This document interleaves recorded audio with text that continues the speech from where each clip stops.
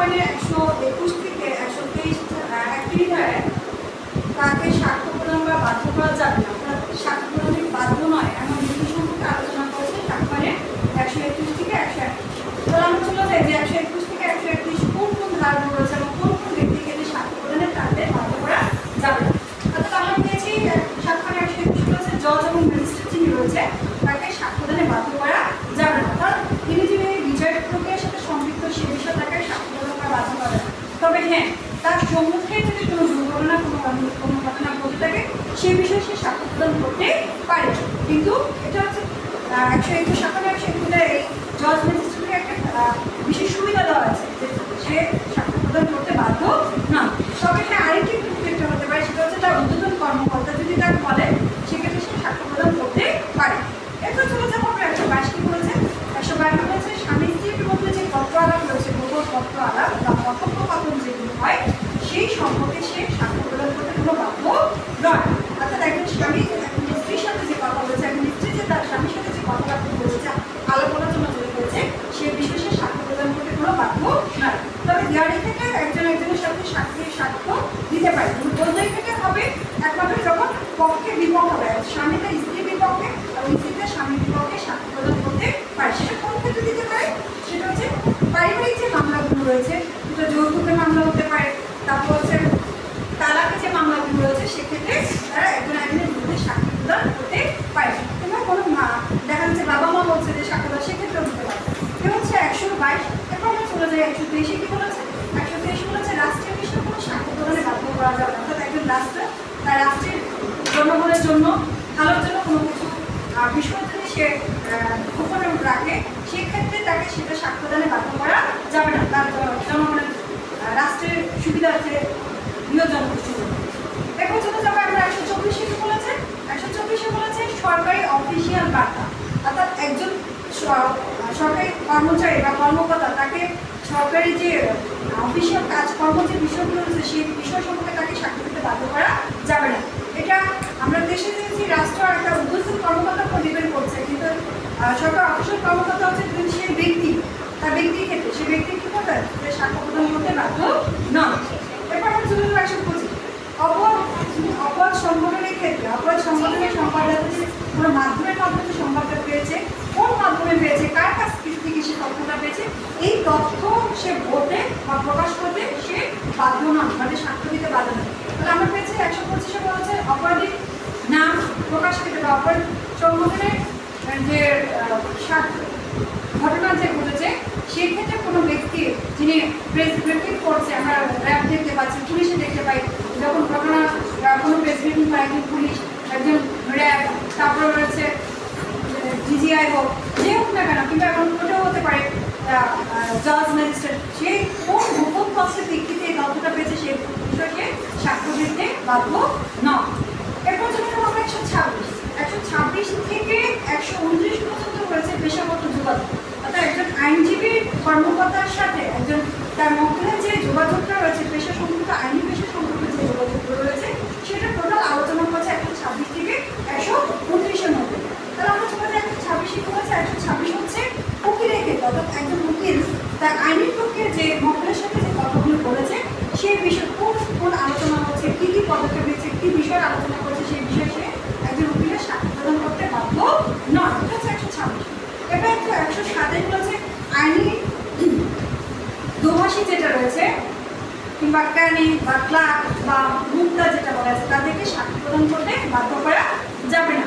এরপর হচ্ছে 128 হচ্ছে আইনজীবীর ক্ষেত্রে, একজন আইনজীবীর ক্ষেত্রে হচ্ছে 128 ধারা প্রযোজ্য।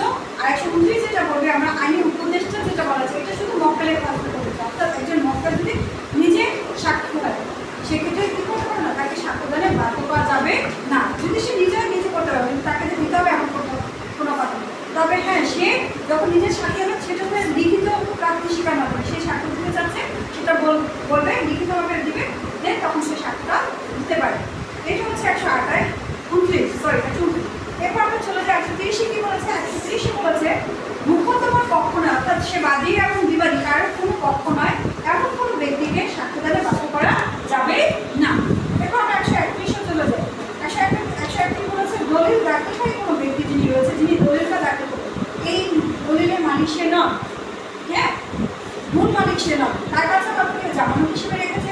তখন যদি আদালতের কোনো নির্দেশ আসে তখন ওই ব্যক্তির দলিলটা নিয়ে যাবে, তার মানে সেই দলিলটা বহনকারী ব্যক্তি। ওই ব্যক্তি দলিল নিয়েছে যে তাকে সাক্ষ্য দিতে হবে এমন কোনো বিষয় না, অর্থাৎ তাকে সাক্ষ্য দিতে বাধ্য করা যাবে না। এ হচ্ছে আমাদের 121 থেকে 131 পর্যন্ত সাক্ষ্য যে কাজে বাধ্য করা যাবে সে বিষয়ে আলোচনা করছি। এরপর আমরা চলে যাবো কাজের সাক্ষ্য প্রদানে বাধ্য করা যায়। অর্থাৎ আমরা জানি সাক্ষ্য আইনে 132 ধারা এবং 147 ধারায় সাক্ষীকে সাক্ষ্যদানে বাধ্য করা যায়, আইনগতভাবে সে সাক্ষ্য দিতে বাধ্য, তাকে বাধ্য করতে পারে। তাহলে আমরা চলে যাই 132 কি বলেছে, কোনো ব্যক্তি সাক্ষ্য দিতে গিয়ে যদি আর কোনো প্রশ্ন উত্তর দিতে গিয়ে যদি সে নিজেই জড়িত হয়ে যায়, মানে অপরাধী সাব্যস্ত হয়, সে অজুহাতে কিন্তু উত্তম সাক্ষ্য থেকে সে অব্যাহতি পাবে, তার মানে হচ্ছে রেহাই পাবে। সে সাক্ষ্য দিতে গিয়েছে কিন্তু সেখানে সে দেখতে সে নিজেই অপরাধী হয়ে যাচ্ছে, সেই জন্য সে পিছিয়ে যাবে না, নেবার তাকে তখন কী করবে, তাকে সাক্ষ্য প্রদানে বাধ্য করা যাবে। এ হচ্ছে 132। 133 আমরা চলে যাচ্ছি। 133 বলেছে সাক্ষীর দুষ্কর্মের সহযোগী। দুষ্কর্মের সহযোগী বলতে আমরা বোঝাই একটা অপরাধের সাথে একটা একাধিক ব্যক্তি যখন দুষ্কর্ম করছে তখন তিনি ধরা পড়ে যাচ্ছে, যেমন আমরা ডাকাতি ক্ষেত্রে দেখতে পাই। হ্যাঁ, ডাকাতি, তারপর হচ্ছে মারাত্মক আঘাত দিয়ে দিতে পারে, চোরার ক্ষেত্রে দেখতে চুরি ক্ষেত্রে দেখতে পাই। তো আমরা ডাকাতিকে বলি 5 বা ততোধিক ব্যক্তি যে থাকে। তো এরকম যখন দুজন ব্যক্তি যখন সম্পৃক্ত করলো ছিল, একজন ব্যক্তি আরেকজন ব্যক্তিগত সাক্ষ্য প্রদান করতে পারে, তবে তার সাক্ষ্যটা তখনই গ্রহণযোগ্য হবে যখন তার সাক্ষ্য অনুযায়ী সেখানে কোনো আলামত পাওয়া যাবে। যখন তার সাক্ষ্য অনুযায়ী আলামত পাবে তখন সেটা গ্রহণযোগ্য, যখন তার সাক্ষ্য অনুযায়ী আলামত পাওয়া যাবে তখন সেটা গ্রহণযোগ্য হবে। তবে হ্যাঁ, তার কথা অনুযায়ী যদি কোনো শাস্তি কাউকে ধরা হয় বা কোনো শাস্তি প্রদান করা হয়, সেটা কোনো বেআইনি বা আইনি বিরোধিতা হবে না। তবে হচ্ছে এই সাক্ষী, দুষ্কর্মের সহযোগী সাক্ষী যিনি রয়েছে তাকে অবশ্যই তার সাক্ষ্যটা হবে, তাকে জড়িয়ে তিনি যখন সাক্ষ্যটা দেবে যে না আমি সে তার সাথে সম্পৃক্ত ছিলাম, এভাবে তার সাক্ষ্যটা গ্রহণযোগ্য হবে। এরপর চলে যে আমরা 134 হচ্ছে সাক্ষীর সংখ্যা। সাক্ষ্য আইনে 134 সাক্ষীর সেটা প্রদায়িত হোক আর জ্ঞানিত নির্দিষ্ট কোনো সংখ্যা নেই, যতজন ইচ্ছে ততজন সাক্ষীর সংখ্যা নেওয়া যাবে। তবে সর্বনিম্ন হচ্ছে একজন ব্যক্তির সাক্ষী থাকতে হবে, ঠিক আছে? কোনো নির্দিষ্ট সংখ্যা নেই, 2, 4, 5, 6 এরকম না। যতজন মামলাটা পরিচালনার জন্য, মামলাটা সে চূড়ান্ত পর্যায়ে যাওয়ার জন্য যতগুলো সাক্ষী প্রয়োজন ততগুলো সাক্ষী উপস্থাপন করা যাবে এবং সেটা হচ্ছে সর্বনিম্ন একজন হতে হবে। তাহলে এই হচ্ছে আমাদের 134। আমরা চলে যাবো 135। 135 কি বলেছে? 135 বলেছে সাক্ষ্য গ্রহণ বা সাক্ষ্যের হাজিরাপন যেটা বলেছে, অর্থাৎ সাক্ষ্য গ্রহণে 135 ধারা দেওয়ালিটা হচ্ছে 18 আদেশের 1 বিধি। 18 আদেশে 1 বিধিতে সাক্ষ্যের ক্রম বা সাক্ষ্যের হাজিরাপন সম্পর্কে আলোচনা করেছে। আর প্রস্তাবিতে আমরা পেয়েছি যে 244, 265 ছ, 265 ছ, 339, 343 এবং 353। এই হচ্ছে সাক্ষীর হাজিরার ক্রমগুলো আলোচনা করেছে। দেন আমরা চলে যাবো 137 থেকে 139 পর্যন্ত যে রয়েছে সাক্ষ্যের গ্রহণ, সাক্ষ্য গ্রহণ। হ্যাঁ, 137 থেকে 139 পর্যন্ত রয়েছে যে সাক্ষীর যে সাক্ষ্য গ্রহণ যেটা করবে সেটা কীভাবে করবে, কোন প্রক্রিয়া করবে সে বিষয়ে আলোচনা করেছে। তাহলে 137 থেকে 139 আমরা দেখতে পাই জবানবন্দি রয়েছে, জেরা রয়েছে, তারপর হচ্ছে পূর্ণ জবানবন্দি রয়েছে। এখন আমরা জানবো যে 137 কোন বিষয়গুলো রয়েছে। 137 রয়েছে যে জবানবন্দি রয়েছে সাক্ষীর পক্ষ, যে কোনো বাদী পক্ষ যখন তার সাক্ষী দেওয়ার জন্য কাউকে আহ্বান করে সেটাকে বলা হয় জবানবন্দি। সেটা রাষ্ট্রপক্ষ আনতে পারে তার সাক্ষ্য দেওয়ার জন্য, সেটাকে বলা হয় জবানবন্দি। পরবর্তী বিরোধী পক্ষ বা বিপক্ষ যিনি বাদীপক্ষের সাক্ষী হাজির করেছে তাকে যা কিছু জিজ্ঞেস করবে সেটাকে বলা হয় জেরা। এবং জেরা শেষ হওয়ার পর, বিবাদী পক্ষে জেরা শেষ হওয়ার পর পুনরায় আবার বাদীপক্ষ ওই বাদীকে সাক্ষীকে যখন আমরা যেটা জিজ্ঞেস করবো সেটাকে বলা হয় পূর্ণ জবানবন্দি বা পূর্ণ জেরা বলা হয়।